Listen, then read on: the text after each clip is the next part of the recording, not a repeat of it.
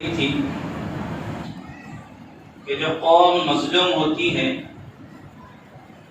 مظلومیت کے بعد اللہ رب العالمین اسے بادشاہت عطا فرماتے ہیں، لیکن اس قوم کے اندر جو کمیاں ہوتی ہے، جو کوتاہیاں ہوتی ہے، جو برائیاں ہوتی ہے، اسے ختم کرنا پڑتا، وہ صاف ہو جائے گی، وہ ختم ہوگی، پھر اللہ کی طرف سے بادشاہ۔ اب اسی کی ایک کڑی ہے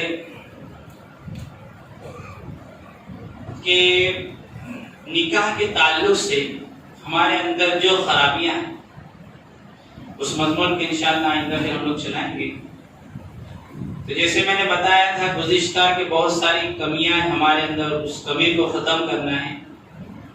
ان کمیوں کے اندر سے ایک بہت بڑی یہ بھی کمی ہے، جو نکاح کے اندر خرافات ہوتی ہے، جو شادیوں کے اندر بے حیائیاں بے شرمی ہوتی ہے، جو کرنا ہے وہ نہیں کرتے، جو نہیں کرنا وہ کرتے۔ تو یہ لفظ نکاح اور یہ جو شادی جو ہے نا، یہ پوری زندگی کا ساتھ ہے، تال میل ہے۔ یہ دو میاں بیوی کا ملنا نہیں ہے، بلکہ دو خاندانوں کا ملنا ہے، سمجھے؟ یہ بڑی اہم چیز ہے۔ دو تین جمعہ سے میں سوچ ہی رہا تھا گزشتہ کہ بھی نکاح کے تعلق سے تفصیلی بات آنی چاہیے، قرآن کیا کہہ رہا ہے اس پر، حدیث کیا ہے۔ تو اس کے اندر چند بنیادی چیزیں ہیں۔ ایک تو برات ہے، ہندوانہ رسم ہے، یہ بھی اسی طریقے سے جہیز ہے، بھکاری۔ ایک بھکاری آتا ہے، پتہ ہے آپ کو، جو کٹورا مانگ کر بھیک مانگتا ہے، اور یہ ایک بھکاری ہے وائٹ کالر، وی آئی پی بھکاری۔ وہ تو 4 ویلر دے رہے، 2 ویلر، آپ کیا دے رہے صاحب؟ یہ تو انٹرنیشنل بھکاری ہے۔ دیکھو اب میں تو اسی بولوں گا،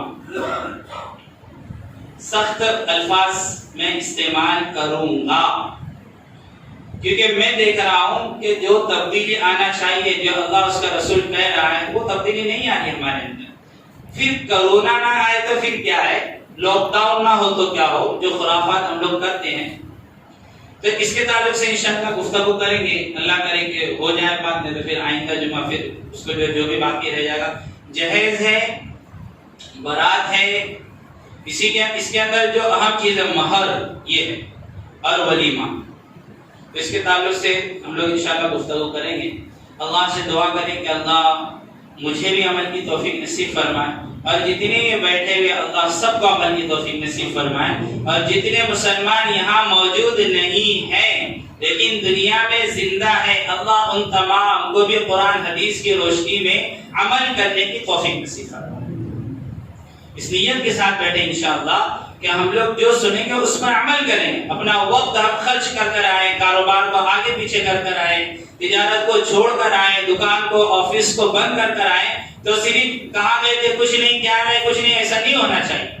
یہاں پر بیٹھے ہیں تو بات کو سنیں، سمجھے، پھر اس کے اوپر عمل کرے، تو یہ بیٹھنا ہمارے لیے نفع بخش اور فائدہ مند ہوگا۔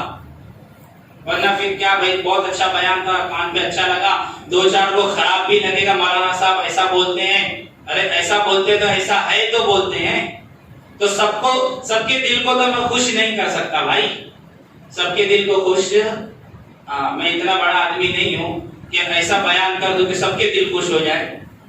وہ چکنی چوپڑی باتیں، نیچے مسالہ لگا کر، وہ اللہ اس کا رسول کیا کہہ رہا ہے، ممبر سے تو یہ بات جاننا چاہیے۔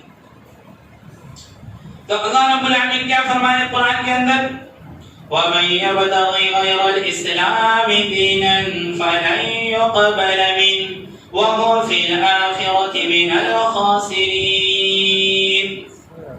کہ جو دین اسلام کے علاوہ اور کوئی دین لے کر آئے گا، اور کوئی مذہب لے کر آئے گا، اور کوئی دھرم لے کر آئے گا، فَلَن يُقْبَلَ مِنْهُ، اللہ رب العالمین فرمائے اسے قبول نہیں کیا جائے گا، وَهُوَ فِي الْآخِرَةِ مِنَ الْخَاسِرِينَ، اور آخرت کے اندر بڑا زبردست اسے نقصان اٹھانا پڑے، بڑا زبردست۔ اب ایک بچی نے خودکشی کی، گجرات کی جو لڑکی عائشہ نام کی، آپ کو پتا ہے یہ کس وجہ سے کی ہے؟ صرف جہیز کی لعنت کی وجہ سے، جہیز کی وجہ سے۔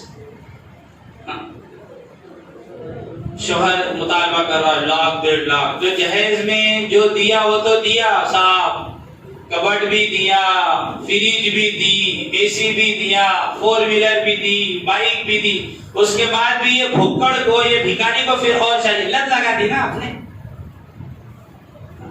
انٹرنیشنل بھکاری بولتا ہوں میں اس کو. یہ گندگی ہے، اس گندگی کو صاف کرنا پڑے گا مجھے اور آپ کو. اسی کا نام معاشرہ ہے، اسی کا. پھر کیا کرے سب، یہ رونا چھوڑو، قدم بڑھاؤ آگے. پھر کیا کرے، پھر شادی کی ہوتی مولوی صاحب، پھر کیا کرے، پھر رشتے نہیں آتے، یہ ایسا ہوتا ہے. لیکن یہ سب چھوڑو، ہمت باندھو، ہمت کے ساتھ کرو. اور سب سے پہلے تو یہ نیت کرو، جب آپ اپنے بیٹے کے لیے کسی کے وہاں سے لڑکی لاؤ گے تو انشاءاللہ 1 روپے کا مطالبہ نہیں کرو گے. کہو انشاءاللہ. انشاءاللہ ہم بھکاری تھوڑی نہ ہیں. آپ بتائیں لڑکی والوں کو، بیٹی والوں کو، ہم شریف خاندان سے تعلق رکھتے ہیں، ہم بھکاری نہیں. ہمارے بازوں کے اندر اللہ رب العالمین نے طاقت و قوت رکھی ہے. جو میں کھاؤں گا وہ شان کے ساتھ، عزت کے ساتھ انشاءاللہ آپ کی بیٹی کو بھی کھلاؤں. آپ نے ناز و نعمت سے اپنی بیٹی کو پالا، آپ کے جگر کا ٹکڑا آپ ہمارے حوالے کر رہے ہو، آپ کے لخت جگر کو ہمارے حوالے کر، اور کیا چاہیے ہمیں.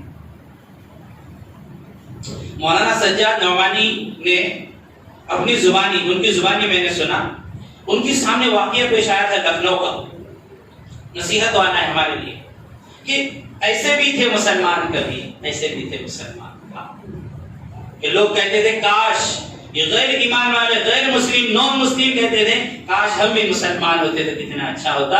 اور آج تو حال یہ ہو گیا کہ مسلمان خود شرمندہ ہے اسلام کے اوپر. وہ میں نے جو کہا تھا نا، ایک انگریز مورخ نے لکھا تھا the real Islam in the books, the real Muslim in the grove. کہ جو اصل اسلام ہے وہ تو کتابوں کے اندر ہے، اور جو اصل مسلمان صحابہ کرام، تابعین، دیندار لوگ جو دین پر چلنے والے تھے وہ تو قبر کے اندر جا کر سو رہے. اسلام تو نظر نہیں آتا مسلمانوں کے اندر. تو مولانا فرماتے ہیں کہ اس نکاح کے اندر میں خود شامل تھا. لکھنؤ کی یہ شادی تھی، لکھنؤ کا نکاح تھا. تو وہ جو مسلم فیملی تھی، وہ جو رہتی تھی اڑوس پڑوس کے اندر، دائیں بائیں سارے کے سارے نون مسلم تھے، الگ الگ مذہب سے تعلق رکھنے والے. یہ فیملی پڑھی لکھی بھی تھی، اور جو سوسائٹی میں یہ لوگ رہتے تھے ماشاءاللہ یہ بھی سارے پڑھے لکھے لوگ تھے. تو ان لوگوں نے ساروں لوگوں کو دعوت دی، انوائٹ کیا کہ آپ بھی آئیں. سارے لوگ آئے، جو بھی دلہن والوں کو کھلانا پلانا تھا یہ ساری. دلہن روانہ ہو گئی. تو یہ جو بچی تھی دلہن، اس کی 2 سہیلیاں تھی، بدھسٹ 2 سہیلیاں تھی نان مسلم. تو یہ دلہن کی رخصتی کے بعد 2-3 گھنٹے رکی رہی. تو ان بچیوں نے دلہن کی ماں سے پوچھا کہ ہم لوگوں نے کوئی جہیز نہیں دیکھا، کوئی کبڈ نہیں، کوئی فریج نہیں، کوئی اے سی نہیں، کوئی گاڑی نہیں. ایسا تو نہیں کہ آپ نے پہلے سے ٹیمپو وغیرہ کے اندر ٹرک میں روانہ کر دیا؟ تو دلہن کی ماں نے کہا کہ بیٹا نہیں، ایسی بات نہیں ہے، کافی سال پہلے کا واقعہ ہے. مولانا کہہ رہے کہ میں خود اس واقعے کے اندر، اس نکاح کے اندر موجود تھا. مولانا ابھی بھی ہے ماشاءاللہ. مولانا کو آپ سنا کریں، بڑی زبردست گہری نظر ہے آج کے حالات پر. قرآن حدیث کی روشنی میں مولانا بہت زبردست انداز میں جو ہے باتوں کو سمجھاتے ہیں. اللہ رب العالمین ان کی صحت میں، تندرستی میں برکت عطا فرمائے، اور تا دیر تک ان کا سایہ ہمارے سروں کے اوپر نصیب فرمائے. یہ کچھ گنے چنے بزرگ عالم دین ہیں جو ہماری واقعہ رہبری اور رہنمائی فرماتے ہیں. اشارے اشارے میں کافی کچھ کہے جاتے ہیں. بہرحال تو اس دلہن کی ماں نے کہا کہ بیٹا نہیں، ایسی بات نہیں ہے، بلکہ ہم چاہ رہے تھے کہ کچھ ہم دے دیں. تو دلہن والوں نے کہا کہ بالکل ہرگز نہیں، آپ اپنی بیٹی دے رہے ہیں جسے اتنی ناز و نعمت سے پالا ہے، اور پھر آپ یہ کہیں کہ یہ ہم دے رہے ہیں اور جو ہے پیسے دے رہے ہیں یا گاڑی دے رہے ہیں. بالکل نہیں، ہمیں بالکل نہیں چاہیے، بالکل نہیں چاہیے. آپ نے جس بچی کو 20 سال 22 سال 25 سال تک اپنے سینے سے لگا کر رکھا، آپ اپنی ایک جان کا حصہ دے رہے ہو. ہمارے لیے بڑی شرم کی بات ہے، بے غیرتی کی بات ہے، بے شرمی کی بات ہے کہ بچی کے علاوہ بھی ہم کچھ آپ سے مطالبہ کریں، آپ سے مانگے. تو مولانا فرماتے ہیں وہ دونوں بچیاں جو نان مسلم تھی وہ دھاڑے مار کر پھوٹ پھوٹ کر رونے لگے اور کہنے لگی کاش کاش ہم بھی مسلمان ہوتی، ہم بھی اسلام میں. اسلام کے دامن میں اب بھی سانس بھی ہوتی ہے، ہمارے ماں باپ مسلمان ہوتے ہیں، ہم بھی مسلمان ہوتے ہیں۔ تو ان بچیوں نے بتایا کہ ہمارے اندر خالہ جان معاملہ تو یہ ہے کہ ہمارا باپ دلہے والوں کے وہاں پر جاتا ہے اور پھر اس کے بعد وہ ڈیمانڈ رکھتے ہیں، صاحب یہ چاہیے، وہ چاہیے، ایسا چاہیے، اور بعض مرتبہ وہ ریجیکٹ کر دیتا ہے، تو ہمارا باپ ذلیل ہو کر اس گھر سے نکلتا ہے، پھر دوسرے دلہے والوں کے پاس جاتا ہے اور پھر وہ مطالبہ رکھتے ہیں، تو بعض مرتبہ ہمارے باپ کو کھیتی بیچنا پڑتی ہے، بعض مرتبہ ہمیں گھر بیچنا پڑتا ہے، بعض مرتبہ دکان بیچنی پڑتی ہے، اور یہاں تک کہ باپ کا آخری وقت آتا ہے، ہارٹ اٹیک سے ہمارا باپ دنیا سے الوداع کہتا ہے، اس کے بعد جا کر گئی ہماری شادی۔ یہی کچھ ہوا ہے مسلمانوں کے اندر۔ سود کی رقم لی جا رہی ہے، سود لے لو صاحب، کہ بھائی بیٹی کا نکاح کرنا ہے نا مجھے، تو سود لینا پڑے گا، مجھے کھیت بیچنا پڑے گا، میرے پیٹ میں بیٹی آئی، تو بیٹی کو آج منحوس سمجھا جا رہا ہے۔ کیوں؟ وجہ اس کی ہے کہ نکاح کو آپ نے اتنا مشکل بنا دیا، اتنا مشکل بنا دیا جس کی کوئی حد نہیں ہے، اتنا مشکل بنا دیا۔ یہ جہیز، یہ ہندوانہ رسم ہے، اس کی کوئی حقیقت نہیں ہے اسلام کے اندر۔ ہاں، امیر بنا یہ بہت بڑا شاعر گزرا ہے، بہت بڑا شاعر گزرا ہے۔ اس نے جب اپنی بچی کا نکاح کیا تو رہتا جو مکان تھا، رہتا مکان، جس مکان کے اندر وہ کئی سالوں سے اس کے باپ دادا نے بنایا تھا، تو وہ جہیز کی رقم جمع نہ کر سکا۔ باپ مزدوری کرتا ہے، ساری زندگی مزدوری کے اندر گزار دیتا ہے، ریڑھی لگاتا ہے، لاری کے اوپر کیلے بیچتا ہے، سفرچند بیچتا ہے، تب بھی اتنی رقم وہ جٹا نہیں پاتا جس رقم سے اپنی بیٹی کا نکاح